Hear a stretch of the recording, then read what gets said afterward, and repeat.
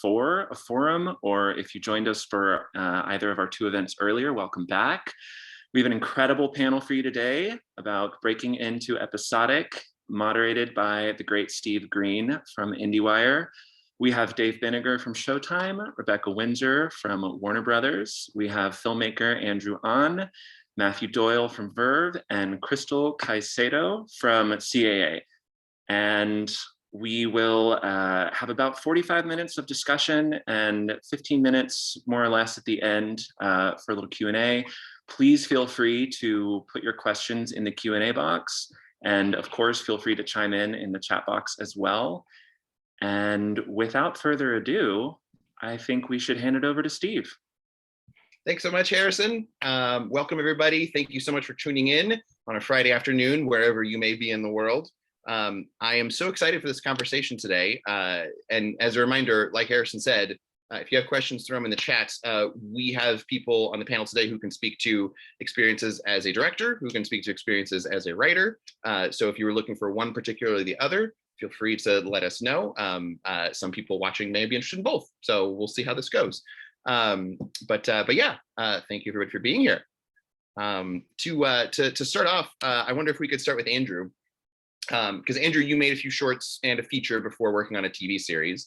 And I'm wondering if there were any particular skills that you were able to take into working on This Close from working on shorts that maybe you weren't applicable to something like Spawn Night. Yeah, I think that there's a really different attitude when you're making something, that's not like a 90-minute, 2-hour-long movie.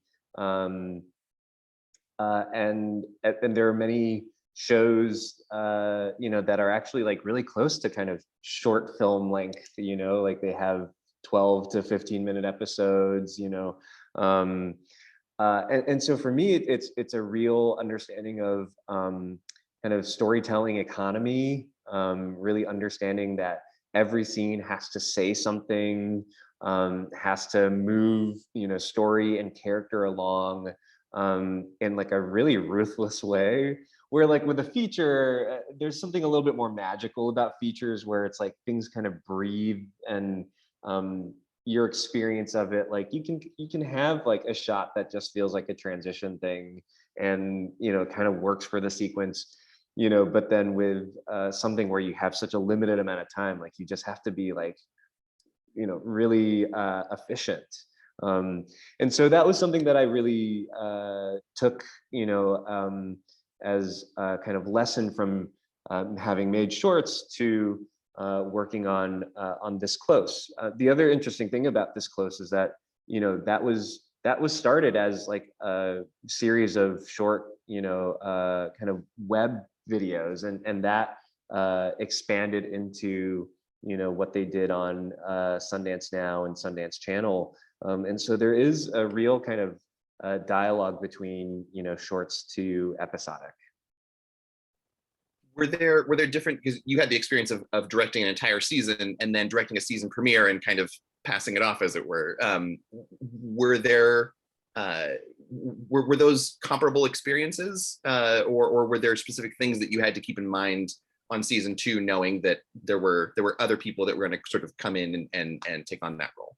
Yeah, I mean, doing the full first season of This Close, like, like a real honor, and I think for production also just like a cost saver. I think there's something about block shooting that just helps with production. That really felt like, okay, like I have a perspective, a POV that I can bring to this that keeps this really cohesive. For the second season, I actually didn't do the premiere of it. I did the finale, which was fun. But I'll say in general, when you're a director on something, that there are many directors, for the season, there's a showrunner, that's like setting the tone. Like it is about kind of very quickly learning, like, what are the rules of this world, of this show, and how do we act as like a conduit for this person's vision, that's not yours necessarily as a filmmaker. And so it's really about being super observant, which I think is just an extension of being a good director anyway. And so it's just about kind of heightening one part of the process that already exists. And the idea of being observant also translates over into the writing side of things. And so I'm wondering if we could, Rebecca, if I could ask you about the TV Writers Workshop. You've been there for a number of years now. I'm wondering if what's the biggest shift you've noticed as far as what makes an application to the workshop stand out, and what someone can demonstrate in their time in the program that they can take on and then translate into actually working on a show. Yeah. So I actually don't think that there is a shift in what stands out. It's that elusive thing called the voice, like that we're looking for, that it's really hard to put into words, like what is a writer's voice, but you know it when you read it. And so that's what we're looking for. It's, you know, how does this writer and their point of view set them apart from everyone else we're reading, when at the end of the day, they're telling another version of a story that we've read many, many times before, you know, whether it's coming of age or, you know, a genre story, whatever. Like, we know sort of the tropes, but how does this person's point of view and their experiences in life and what they want to talk about and themes that they want to sort of tackle, how does it make it feel fresh and familiar and new? And that's the most exciting thing. And then I think in terms of, you know, what we're looking for throughout the workshop, which is a 6-month fellowship. First of all, I'll say it's incredibly competitive to get in. So if you do get in, we all acknowledge you're an incredibly talented writer. But we know that just being talented at, you know, writing a strong script is not the only thing that is going to ensure your success in a writer's room. So while we do spend a lot of time on developing scripts in the workshop, we also spend equally as much time on everything else that you need to know to be successful. The soft skills, you know, sort of, you know, everything. So we have classes on everything from, you know, interviewing, how do you prepare for a general meeting with an executive versus preparing to meet the showrunner for a staffing opportunity. We do an improv class to get writers to think on their feet and not censor themselves and not be afraid of, you know, pitching something that doesn't land. We hear from showrunners, like the do's and don'ts, hear things that stand out from a staff writer and hear the mistakes that some of them make. You know, we hear from more recent alumni, you know, some of the like the unspoken rules of a writer's room that no one's going to tell you, the secrets of how you know, find success. We talk about how to handle, you know, if you are unfortunately in a difficult room, you know, how do you sort of navigate that process? So, you know, being a successful TV writer, as I said, is, you know, it's not feature writing. It's not you're, you know, a genius who can be, you know, socially awkward or a jerk or whatever, but write masterpieces and win Oscars in your apartment and never sort of interact with society, because you are sitting in a room with a bunch of writers for 10 hours a day. You know, what are those sort of interpersonal dynamics that you need to know to be successful? So we kind of work on all of that. And I think that makes another perfect transition to what Matthew and Crystal do. How much are you looking for when kind of working with people who can handle both sides, who do have sort of that voice and that vision, but are able to work with different collaborators on the development side, and then also, you know, when production starts, essentially. Yeah, I'll start, and then Crystal, you can go. The first thing I look for, just as far as signing clients, is someone who has a entrepreneurial ability that they've demonstrated by stuff they've made on their own. And then it's the attitude of what they're looking to give others, which is maybe subtle but different from what others can like give them. And the difference in that attitude is different between someone who goes into a general meeting and is talking about the ideas they have, they want to develop with them, or it goes to a set and is looking to help everyone else versus making it all about them.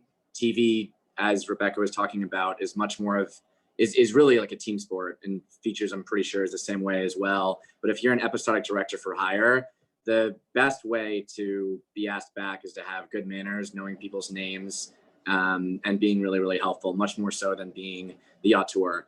And so that's like kind of a personal characteristic stuff that can be hard to find someone who like has that, surprisingly, in a way. So that's first and foremost. And if then they have like a resume of stuff they made on their own, then that's a good start. And then voice can come from any sort of different types of background. So if you have those three things, then we're good. Yeah, and I think, you know, just to add to that, I think it's also the like ability to want to learn, to be kind of collaborative on these shows. So I specifically work with a lot of like international filmmakers where like the TV market is not at all what it is here. And if, you know, a creator does have a TV show, you know, on one of these platforms, it's typically like they're really like running the show. It's a lot less collaborative than it is here. So when those directors want to break into episodic in the US, it's like a big conversation we have to have that this is not your vision anymore, you know, so this is going to be someone else's vision, and you kind of, you're going to be additive to that, but it's really, you have to be respectful of, you know, the person who created this show. And I think it's just the ability to want to do that, and to just, you know, to your point, Matt, like that it is a team sport. Like it's the same way that like being an agent and having a client, that's all, we're also a team. So I feel like you kind of get a sense of a person, and if they're willing to work with other people through that relationship as well, if that makes sense. So it really is just about like educating your clients, I think, and then also they're like wanting to actually learn to work with other people and to respect just everybody's creative vision. I think you're muted. We keep having great unintentional transitions to other topics. Chris, you brought up sort of international filmmakers and people making things around the world. Dave, last year we talked a little bit about sort of international acquisitions and productions and co-productions. Now that we've come off of a year where a lot of networks looked to other countries, even more than usual, to sort of add to their programming lineup, how much of that change from the last sort of year is going to stick around, and how much of it was sort of circumstance based? It's a good question. I don't know if it's an exact percentage, but I think even before the pandemic, the domestic audience, American audiences were a lot more accustomed to watching international programming. I mean, I think starting with a lot of great imports from the UK and Australia, but you know, over the last year, I think everybody has taken a shot at watching something in a language that might not be their first language, and hopefully found something they love. I mean, one of my favorite shows of the last year is a show called Veneno, which is from Spain, which airs on HBO Max in North America. I read those previews. I met with Wasabi's. They're amazing. Yeah.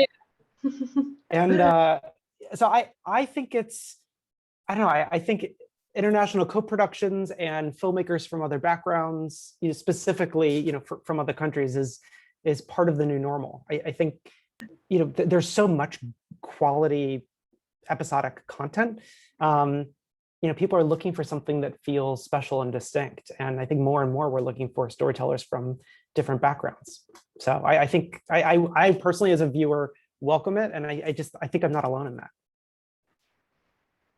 I just want to say, like, Veneno is a perfect example of like international filmmakers. Like they're up for like a lot of pilots and episodic now, and like explaining to them, you know, like a lot of their questions are like, how much input are we going to have on the script? How much input are we going to have on, you know, and it's just so much teaching of like, if you're directing a back half of a show, like you're probably not going to have that much input. It's probably pretty developed already, or, you know, like the casting is a big question they always have. And so it's really just about like, again, I think educating clients, and they're so happy to learn and collaborate with a bunch of people. They've never done that before. So. For anyone else who wants to sort of chime in on this one, Crystal, you have a great point about like the questions that people have and the things that people are curious about.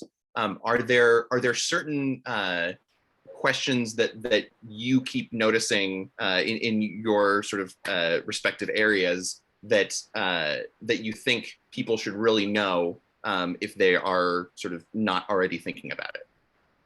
Yeah, I think a main thing is like, you're not going to have as much time as you think you will. Like, you know, a lot of people are like, wait, but I'm only shooting, you know, for 2 weeks, and prep is only 2 weeks, and then post is only like a month. Like, how am I supposed to get this all done? And it's just like, you know, and like maybe sometimes if it's a really premium show, they won't send you the script until like very close to prep. And so that's something for a lot of people who are not used to that and who've always had control over the stuff that they've worked on.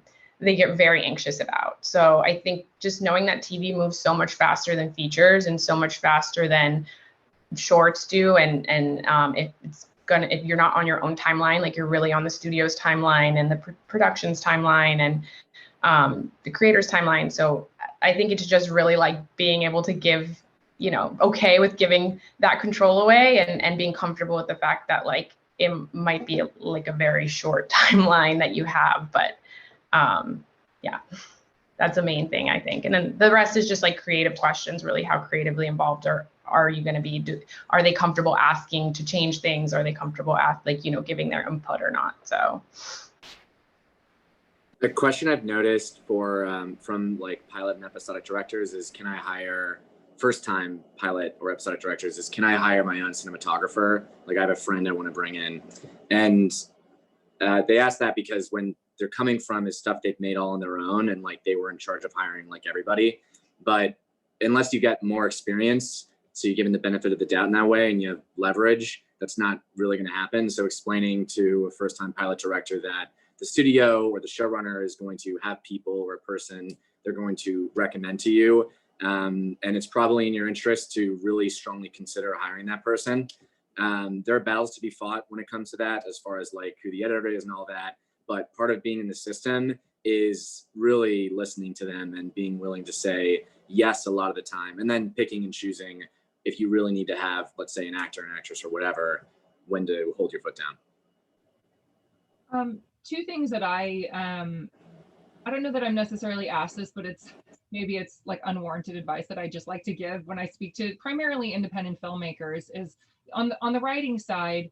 It's, you know, I meet with a lot of filmmakers who, when I say like, you know, are you interested in TV, and you know, they say, yes, I really want to be a showrunner. Like, that's the first thing. I want to be a showrunner. I want to be a creator. And I think that there's, I don't know, maybe not a misconception, because I mean, they may know, but I feel like there's sometimes a misconception of what a showrunner is and what it takes. And it's not just the head writer and the you know, the creative mind behind the show, and that the writing duties are kind of a very small part of what a showrunner has to do. And I think for someone never having worked in TV, what I always encourage is, even if your dream is to create, you know, and run your own show, it's really smart to just go be on staff for a couple of years and learn how the machine works, like learn how the sausage is made, and then step into that role as a showrunner. Because there are showrunners out there who come from film and come from whatever. And sometimes they're really good, and sometimes they do not have the managerial skills to be this, you know, CEO of this, you know, $60 million show. And I think that's inherently where a lot of people fail. So I always think, you know, it's great to aspire to that, but put in the time. And then on the director side, I think it's just kind of letting people know that it takes a really long time to break in as an episodic director. And the reason is, you know, as a staff writer, if you are lucky enough to get your first job, you know, as a staff writer, you're one of many people on staff, and you are the low man on the totem pole. So you are not expected to save the show or come up with the great idea. You're there to, you know, keep this, you know, brainstorming and pitch ideas and things like that. But as the episodic director, you are the captain of this very expensive ship, and the producers are handing over the reins of, you know, this like $3 to $5 million episode, and, you know, like hoping and praying that you stay on budget, that you know, work well with a crew that is not your own and has probably been working together for a very long time. And it's sort of that balance of having to come in and be a leader and know what you want, and, you know, not be deer in headlights and not be overwhelmed by how quick everything is, but also know that you're freelance, right? You're the guest director in their house, and they have their own hierarchy and politics and rules, and you have to kind of, you know, find your way through that while also being a leader. And I think those are all, you know, when people maybe from the outside go like, why is it so hard to break in as episodic director? I think that's a lot of reason, because there's a lot on the line that not every producer and showrunner wants to, you know, take on that risk. I think one of the headlines of all this is that's so valid, is that you should be, no matter what level you're at in your career, be open to collaboration. You know, I think generally, you know, when I meet with pilot directors, oftentimes they will come to the table with, you know, to the point that Matthew was just making, they'll come to the table with, well, these are my people. But I find that the really great directors who are truly collaborative are the ones that say, here are some folks that I've worked with before, and here's some other folks that might be interesting. Let me know who you have in mind. And also, like, you know, I'm sure a lot of people who are watching this are probably aware, but the best way to build a solid foundation for your career, no matter what your aspiration is to build your personal network of creative collaborators, people who you have worked with and trust, and you just begin to develop your own vernacular as a storyteller. Of the more people that you know and that you get to work with, the more nimble you're going to be as a filmmaker or as a writer. Yeah, I totally agree. And just to like Rebecca's point of people really wanting to like jump into that show running position, you know, like I think the conversation I often have with clients is just like, you're going to have like such a long career. Like, this is not something where you need to like be a showrunner tomorrow, or, you know, especially if you're like 28 or 30 years old or 35 years old even. It's like, hopefully you're going to be like directing and writing television for like the next 50, 60 years. Like, there's no reason that like tomorrow you need to be this huge star or like win an award or run this show. Like, you know, I'm hoping that you're going to work for a long time, and it's okay to like naturally progress and like grow that network, to your point, Dave, like naturally. And eventually like that will all come organically as people begin to trust you and you build those relationships, but there's no rush at all. Also, show running is like the best and worst job in the industry. I mean, like, everyone on this panel is super hardworking and talented and very good at what they do. But I think it's fair to say that showrunners are some of the hardest working people in this business. It is a really hard job that there's not actually a ton of training for. So I think that a lot of writers will get into the ranks of writers' rooms and then realize, like, actually, I like being in a room. I'm perfectly happy being like the producing writer that doesn't have to make every decision on this multi-million-dollar corporation. You know, a couple people brought up the idea of sort of collaborators and coming into a project and sort of being selfless and working with other people. Andrew, I'm wondering if you could talk about this close. You were working with Joshua and Shoshana as writers. It was a little bit of a particular situation because they're also performing in front of the camera as well. But what was that process like of sort of coming in and talking about how to sort of bring those ideas from the page to the screen? Yeah, I mean, I think with that particular project, because Josh and Shoshana are deaf and they were writing about their friendship, you know, that they know really intimately. You know, these I'm not hard of hearing or deaf. I don't understand deaf culture in the same way. Like, I'm not part of their friendship as intimately as they are, and so I really had to take their lead. And so it was a real lesson in understanding kind of my role as a director, you know, on Spa Night and on my short films, you know, to a certain extent. Like, I was like, yeah, like, I'm the author of this, and I, you know, have all the answers, you know, if a crew has questions. And on This Close, I didn't, and that's okay. I think that there's something about understanding you know, the role of a director, not necessarily as like a dictator, but as an ally, as a facilitator, that I think is really important. You know, I think it's a balance. Obviously, there are things that as a filmmaker, you're super passionate about and you want to fight for. You know, it's like, yeah, maybe you really want this cinematographer, you really want this actor. You know, I think it is a kind of case-by-case situation. And you know, you have to understand that sometimes the priorities of the people who are paying you your paycheck, you know, like, are different from the priorities that you have. And that's partially just what it means to be like a working filmmaker in this industry. You know, I think a lot about, you know, the artists in this field who get to do whatever the hell they want, and you know, they've either like won Oscars or they're like millionaires themselves, right? Like, and so if you're not one of those two things, there is a little bit of a game to play. That doesn't mean that you can't have a really fulfilling career. It just means that you have to navigate things. And I think, you know, even if you don't necessarily get your way in the way that you might on like a film that you make just for yourself, you know, on an episodic project, that doesn't mean that you can't learn something and gain something from that experience that may help you in the future get to do something like really, really cool and more your own, you know? You know, like as Crystal mentioned, like it's a long game for your career. Like you don't have to make your, I don't want to say like Citizen Kane, but like you don't have to make like your masterpiece like right now. Like you can grow in your career and you know, get to do a lot of really interesting things if you allow yourself to be open to it. We're getting to the point of audience Q&A.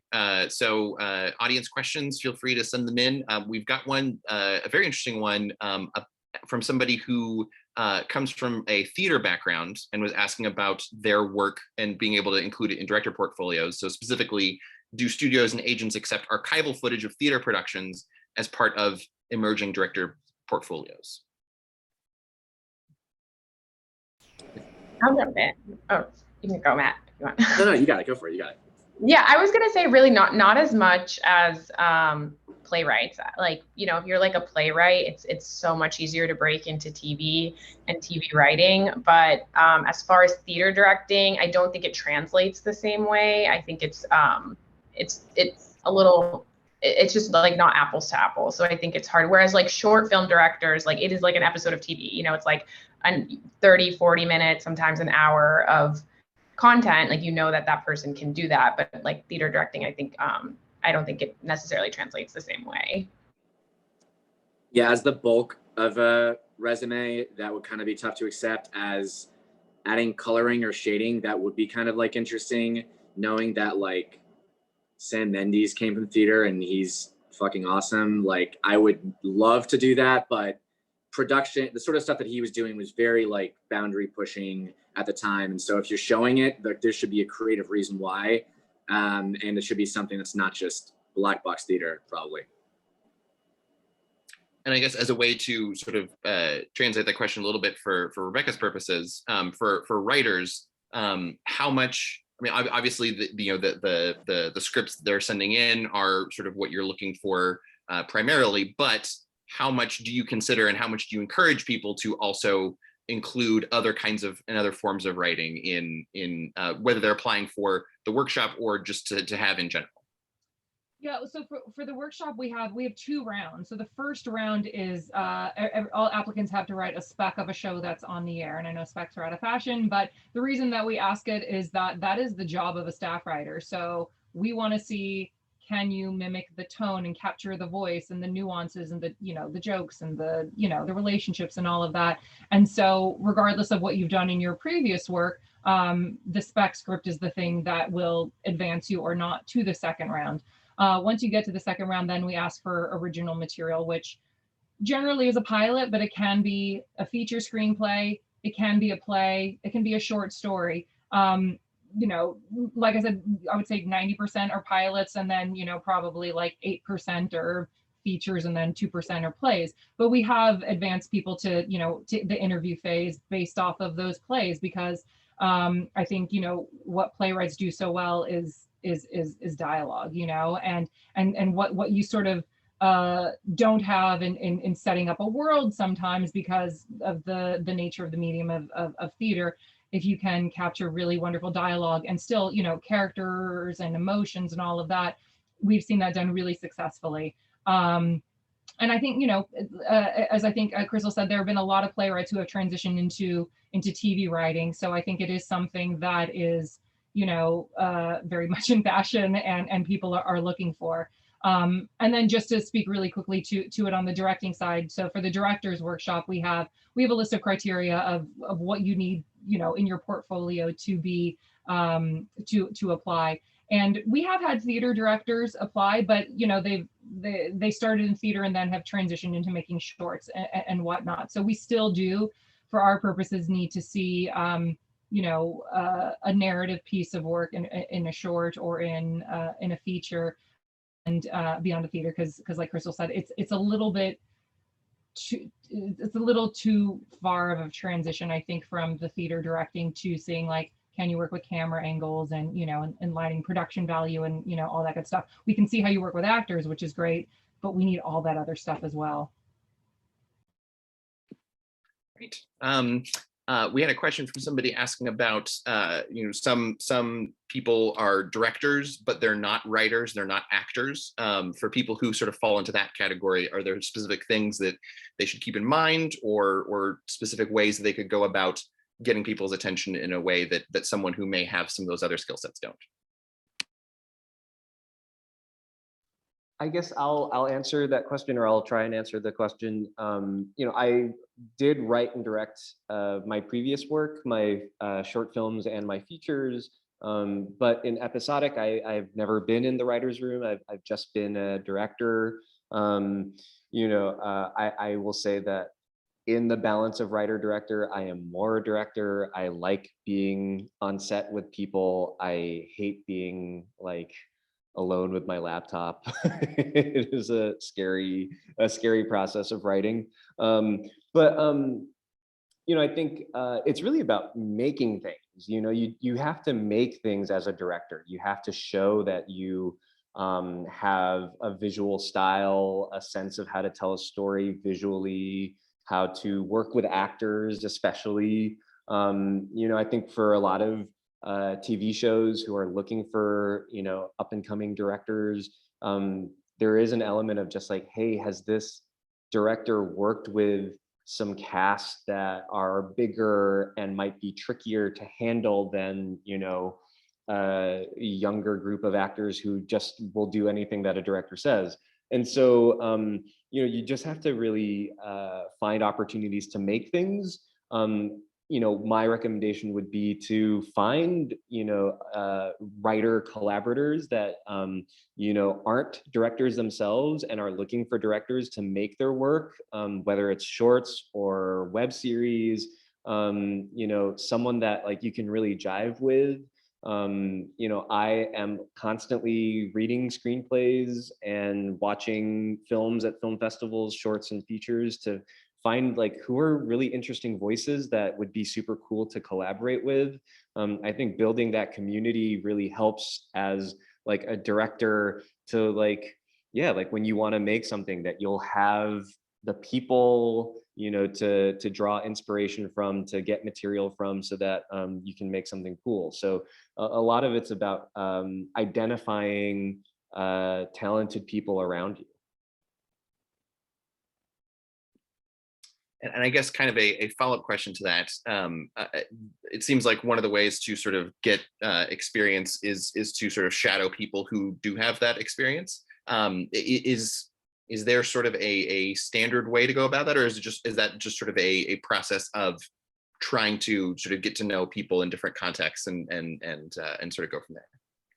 Unless you're part of a directing program like ours, or any of the other studio or network programs that often have shadowing as a component, really it's relationship based. It's it comes from you happen to know the episodic director, and they will ask the showrunner, hey, I have this friend, is it okay if they shadow me? It's not one of those things that can usually be arranged unless there is a personal connection, as far as I know, unless anyone else has, knows differently. Correct.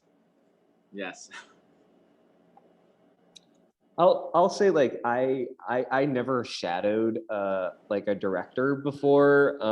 I just was thrown into the deep end, and I'll say this, if you get into the position where you are doing something and you haven't shadowed someone, I think it's okay as long as you ask questions, but yeah, I would definitely look into programs, like Rebecca's, like, I know a few episodic directors that came out of the HAF program.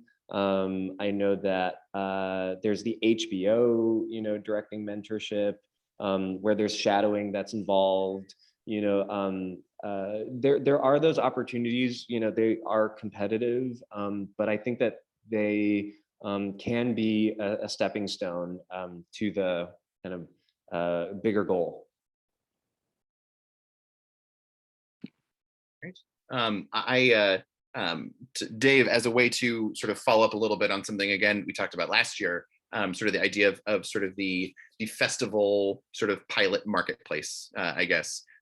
We talked a little bit last year about work in progress and about sort of that process of going from Sundance to Showtime.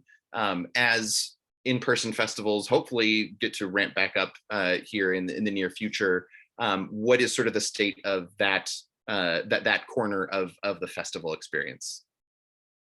Yeah, I mean, I think it's a way to break into television that didn't exist maybe before 5 to 7 years ago, which is really exciting, that you can make a short film that's in your mind a proof of concept for what could be a larger story, or you could make something that really is an independently produced pilot, like Work in Progress. I mean, they filmed over 3 days what became a 24-minute pilot, and it got into the indie episodic section at Sundance, which is where I found it. But there's a bunch of other examples. I mean, you could point to High Maintenance and Insecure as shows that started out as web series. Smil, Broad Cities is in that camp. We at our network, we had a show called Smil for several years that started as a short film. So I'm very optimistic that there is an appetite. I mean, everyone is looking for something that's never been done before and a voice that doesn't exist in television.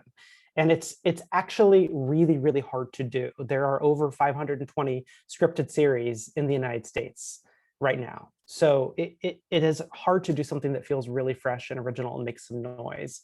And I don't think that every show needs to have a big name piece of talent attached.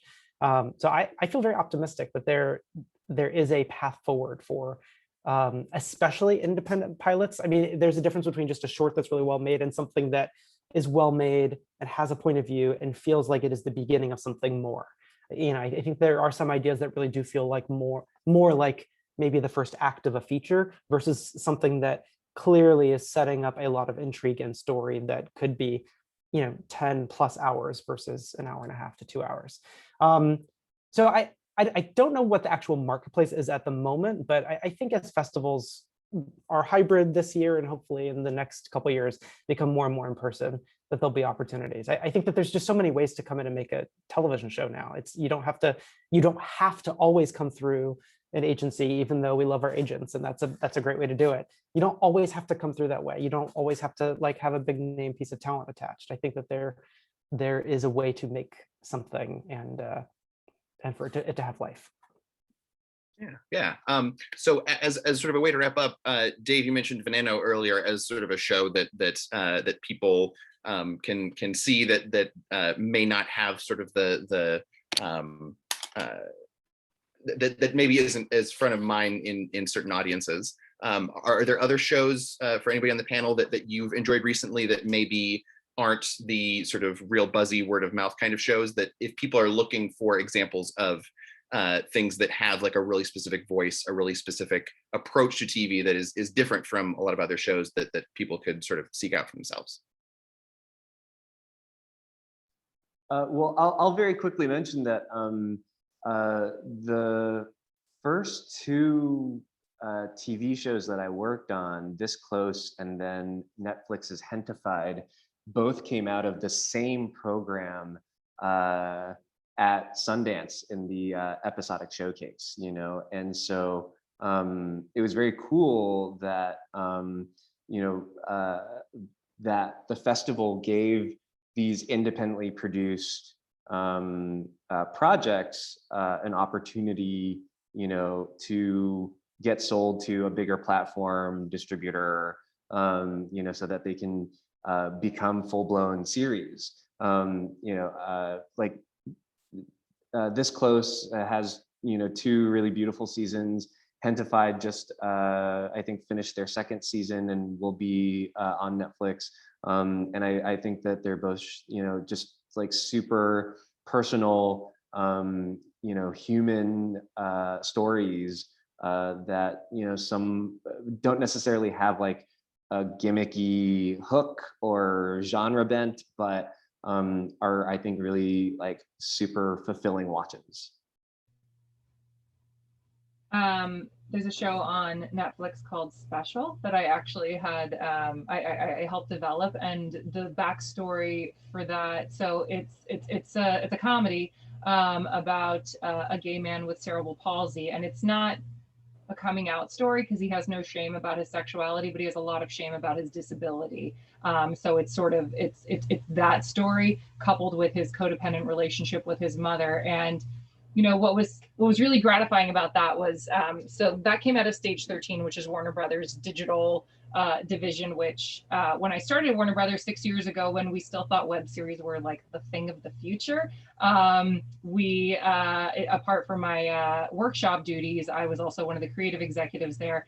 And you know, we were looking for how do we create, you know, stories from underrepresented writers, really unapologetic things that like the studio would never do. And this was a project that Jim Parsons' company had tried to, you know, take to the Warner Brothers comedy team and sell around to the normal networks, and nobody wanted to touch it because it was about a gay man with a disability. And but it was such a passion project that they brought it to us in our inception, and we loved everything about it. The fact that it was so, you know, different and unique and based on Ryan O'Connell's like own personal experience. And so we championed it, and we made it as a short form and without a buyer, and then kind of, you know, brought it to Netflix, who had never done a short form purchase before. And, you know, luckily they were on board. And in its first season, it was nominated for 4 short form Emmy Awards. Although I think it lost to like The Walking Dead, you know, offshoots or whatever. But then they picked it up for a 2nd season as a full half hour. And it, anyway, so it's really wonderful. It's really funny. It's raunchy, but it's also, I think, in showing, you know, what it is to be a gay man in LA, you know, looking for love, and, you know, sort of the emotional arcs of him sort of coming to terms with, you know, his disability and all of that. It's really wonderful. So I can't speak highly enough about it. I'll jump in. I really love like personal kind of character driven stories. And I think this year there's been a lot of them. Like, I don't know if anyone saw Bo Burnham's like Inside, but that was to me like just so brilliant. And like, I think everyone related to it like way too much, but you know, he like wrote and directed that in what felt like his iPhone. Like, I don't even know, but it was crazy. But also, you know, I don't know if anyone saw like Michael Che's show on like HBO, but like I thought that was so brilliant too, and the way he like really attacked like just real world problems, but also like got to comment on them with his friends. It felt like you were kind of like in the room with them, and I thought it was just like a really interesting format that hadn't really been done that often. And lastly, like Feel Good, like Mae Martin's Feel Good on Netflix, like is so great. And just like if you haven't watched it, please do, because it's I mean, the way she talks about just like sexuality, addiction, like today and what that's like and how weird, you know, it can be for people. I don't know. I just thought it was really brilliant. So that, and everybody should watch Banana also. Yeah, great show. So. I spend even though I work primarily in TV, I spend a lot of time watching independent films just for inspiration. Like, everyone knows who like the Safdie brothers are, but like I was watching Good Time and Marveling at the Fact, which came out like 4 years ago, that was made for like $2 million, $3 million. Benny Safdie, one of the co-directors, co-stars in it. He was the editor of it. And the reason is because like they just had very little money to like work with. And prior to that, they made like a documentary. And the films of like John Cassavetes from like the 1970s, if you look at any of them, it's a reminder that you can do it all yourself if you want. Like, you do need money to an extent, but you don't need to be waiting for the right script or other person to come along. You can figure out, necessity can breed a lot of creativity and action on your own end. And Bo Burnham is also an example of that too, by the way.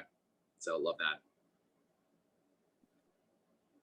It turns out we're not quite up against it yet, so we do have a little bit more time. So if you have questions, feel free to keep sending them in. We're getting some great ones. A lot of people asking just sort of representation in general. As far as sort of reaching out and trying to sort of start that process, do you, for Matthew and Crystal, do you have a sort of preferred way to sort of meet people and to sort of start that conversation?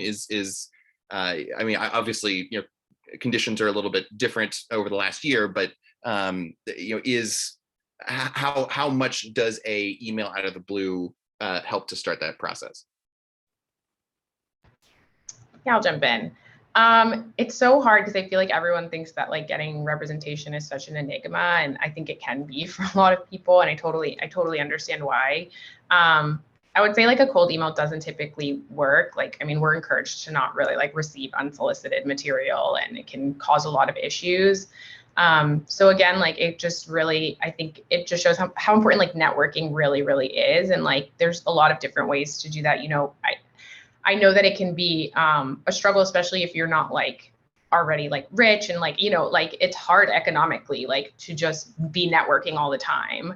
So I think now I really like appreciate that there's so many programs like Rebecca's that like, you know, offer, you know, just such a resource. And some of them are pay people, some of them don't pay people, but I think they offer you like not just to learn more, but to network more. So like a lot of agents like are aware of these programs and either connect with people like Rebecca or are reading about it or look, you know, making sure to pay attention to see like who is, maybe we'll see something incredible, you know, maybe we won't, but like a lot of the time I think people can get signed off of that. Like I think Maggie Kiley is like a perfect example of that. She was in the half program and then we signed her and she directed like an episode of Scream Queens and now she has like an overall at Warner. And so I really think those programs are such a resource, and just like festivals also, like people do go to these festivals. Like CAA has a festival called Mobius, which is like a short film festival where we invite like all of the studios and buyers, and we encourage every agent from all the departments to go and watch the shorts. And we've signed people off these shorts. And I think a perfect example of that is like Felipe Vargas, he made a short called Sweet Milk Tooth, and he you know, an agent signed him, and now that he has like a show with IMDb Pro. So it's, I think it's really just like going out there and not feeling shy and putting your stuff wherever you can. Like it doesn't matter, like just any festival you can and any program you can apply to, like people pay attention to those. This is the answer you're gonna hate, whoever asked. The most interesting writers and directors by far are the ones who don't care about. They're not chasing you, they're not going out trying to get repped. They're the ones who are content in making their art. And I've thought a lot about that and like why that's the case. I think it has something to do with the idea that like, if you're focused on validation from like agents or like the system of like Hollywood in general, like that's a hard life, I think, because it's so hard to just push in. But if you spend that time instead on making anything independent that you can, and those years of like building that up, and you're good and you keep learning, then they will come to you and then you'll have options. And the best in the world that I see that happens like a lot. The programs are like amazing in their own right, but they got into those programs because of the work they did like before that. So instead I would focus on the work. Like, I just want to underscore that because that's also something Andrew said earlier. It's so important. Like the number one priority should just be to create. And, you know, Matthew was just talking about how you can, you know, the Safdie brothers, although, you know, $2 to $3 million is a bigger budget than a lot of filmmakers are working with, but having limitations and making the most of it is really inspiring. And you can make amazing things. I mean, the Work in Progress pilot, my comedy I found at Sundance, they made that for $25,000. And it's a 24-minute pilot that we aired on Showtime. You know, you have to just keep writing, you have to keep creating because you're just going to get better and better. I don't think there's a single filmmaker in the world that thinks their first short film is the best thing they've ever done. You have to just keep pushing yourself and iterating. And if you have limitations, work with them. And I also think nothing against agents and managers, because you definitely serve a purpose. But I think that there's this myth of like, once I get signed, the doors are going to open for me, you know, and they're going to make everything happen. And again, they can only make happen if you are still creating. So just adding that to and echoing everything that everyone else said. Crystal and Matthew don't want to say that their best clients are the ones that help them sell them. You know, the ones who are again constantly writing, you know, building their network. Like those clients who are hustling help them elevate those clients. Yeah, I think that's 100% true. And also, again, like the importance to both Rebecca and Dave's point, like of continuing to create is so important. Like there are a lot of times where people get signed and then they're just like, why haven't I sold this script that like I wrote 2 years ago when you first signed me, and I haven't written anything since then? And it's like, well, everyone's like seen it. Like you have to keep writing. Like, you know, my job is to try and introduce you and help you sell your work and yourself as much as I can, but like your job is to write or direct. So like you have to like continuously be creating and coming, you know, just developing your ideas. And I guess sort of to that, just to follow up on that, Crystal, just a little bit, how much are you, how much value is there in people to sort of keep both parts of the brain active of trying to keep writing feature scripts if they have, versus then also trying to sort of write pilots and to sort of have irons in both those fires? I think I always tell clients, like, I can't tell you what to write, you know, like the market changes every day and buyers like change their mandates every day. You know, it's like people don't really know what they want until they see it, I feel like. And that's what art is about, right? It's about like connecting to something and really like feeling like you need to do it. And so there's so many writers who are like, what should I be writing? Like, what does the market want? Or like, it seems like people really want YA right now, or really want this right now, or the feature space is growing. And it's just like, I can't tell you what to write. Like that, like, don't pay attention to this. Like, pay attention to what you want to do and how you feel and what you're inspired by, because all of this is a distraction. Like this changes literally every single day. So I really think it's just so important to, again, like to everyone on the panel's point of like, you're an artist and that's the most important thing, to just really write and create what you feel inspired by. Was that inspired by or scared of? I'd much rather read something that is totally unproducible and that we would never make, but is really memorable. Because that's the person that you're like, I could staff this person. This person has a point of view. This person has a voice. They're going to be additive in a room. It doesn't, like, again, most things that you write or direct will never get made in long form. It's just the reality of the business. There's just not enough money to make everything. So you should pursue the things that are most inspiring or exciting or terrifying. Rebecca, I saw you nodding a lot to all of that.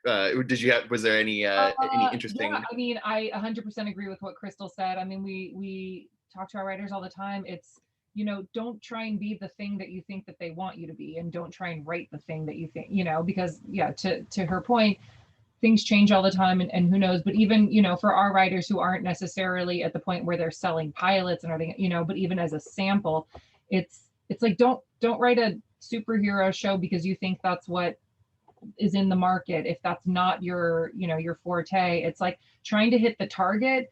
You want to be the target, right? So make a new target by whatever you're bringing. And also, by the way, if you're trying to write something out of your comfort zone just because you think, like, if it's not coming from your heart and your soul, it's never going to be the best of who you are as a writer. So just, you know, what is your story to tell? And even if it's, you know, I don't know, a period piece in a different language, you know what I mean? Like, it doesn't matter that no one's going to buy that. If it's fully you, then I think most executives and you know, and showrunners are going to be able to see the quality of it. I think this fits in with sort of what you've all been saying about for the last couple of minutes, but we do have a question from the audience. How much of a market is there for non-English or bilingual shows set in the US by a minority that isn't a identity show? Their quotes. I think there's a huge appetite for foreign language content right now. Foreign language content set in the US, I'm not 100% sure about, because like this whole growth of international content, like I mainly work in like the international or global group at CAA. It's really like due to like now all of these streamers are global. So like they need to grow their subscriber base. So a lot of it is so data driven, and it's not something that I 100% agree with, but like they're just like, how can I get more subscribers in X territory. Like Jeff Bezos just wants to sell like more diapers in Mexico, you know, like how can I grow that subscriber base? So that's why like a lot of the content that they make, like for example, in Latin America, are focused on like the bigger countries like Brazil and Mexico, Colombia, Argentina, because the rest, they don't care as much about the subscribers in the places that maybe they haven't launched yet, or maybe they aren't in yet. So, but again, I think this goes back to what we're talking about, like, don't worry about that, because like you should really just be making the content that you want to make and that like you feel again like inspired by or scared of or whatever it is. Like don't worry about what you know the data says or what the buyers want.